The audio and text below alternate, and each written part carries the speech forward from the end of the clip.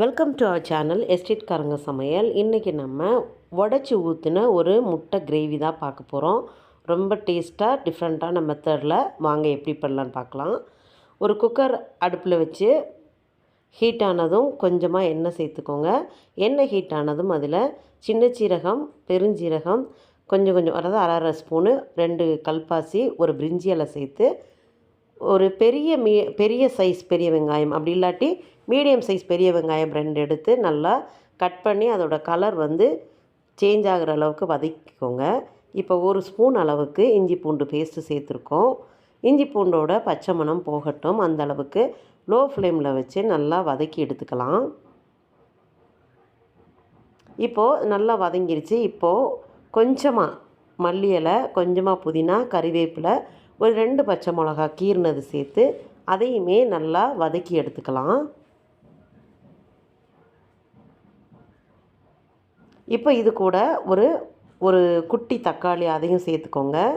இப்போ இதுக்கு தேவையான அளவு உப்பு சேர்த்து நல்லா தக்காளி மசிஞ்சு வர்ற அளவுக்கு நல்லா வேக வச்சு எடுத்துக்க போகிறோம். நல்லா வதக்கி விட்டுக்கோங்க. நல்லா வதங்க தொடங்கிருச்சு. நம்ம சேர்த்த எண்ணெய் எல்லாமே நல்லா பிரிஞ்சு வர ஆரம்பிச்சிருச்சு. இப்போது நம்ம இதில் ஒவ்வொரு பொருளாக ஆட் பண்ணணும். 1 ஸ்பூன் அளவுக்கு வத்தப்பொடி, 1 ஸ்பூன் மல்லிப்பொடி, கரம் மசாலா ஒரு அரை ஸ்பூன், 1/4 டீஸ்பூன் அளவுக்கு மஞ்சள் தூள் சேர்த்து அந்த ஆயில்லையே நல்லா இந்த மசாலா எல்லாமே ராஸ்மெல் போய் குக் ஆகிற அளவுக்கு நல்லா வதக்கி விட்டுக்க போகிறோம். இது வதங்கிறதுக்குள்ளே ஒரு பேஸ்ட் ரெடி பண்ணிக்கலாம். ஒரு 1/4 முறி அளவுக்கு தேங்காய், 2 கிராம்பு, 2 ஏலக்காய், சின்ன சைஸ் பட்டை, அரை ஸ்பூன் சோம்பு, அது கூட ஒரு 5-6 முந்திரி பருப்பை நான் கசகசாவோட அரை ஸ்பூன் கசகசாவோட ஊற வச்சு அதை அரைச்சி இந்த வதக்கின மசாலாவோட நம்ம சேர்த்து நல்லா மிக்ஸ் பண்ணிக்க போகிறோம். இப்போ நம்ம அரைச்ச இந்த தேங்காய் விழுதும் இந்த மசாலாவும் நல்லா குக் ஆகணும்.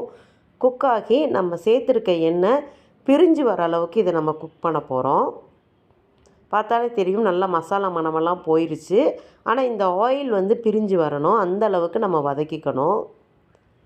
பார்த்திங்கனாலே தெரியும் நல்லா மசாலா நல்லா வதங்கி அந்த ஆயிலெல்லாம் பிரிஞ்சு வந்துருச்சு. இப்போ இதில் நம்ம தேங்காய் அரைச்சோம் பார்த்திங்களா, அந்த மிக்ஸி ஜாரை கொஞ்சமாக தண்ணி சேர்த்து கழுகி அதையும் சேர்த்து நல்லா மிக்ஸ் பண்ணி விட்டுக்கோங்க.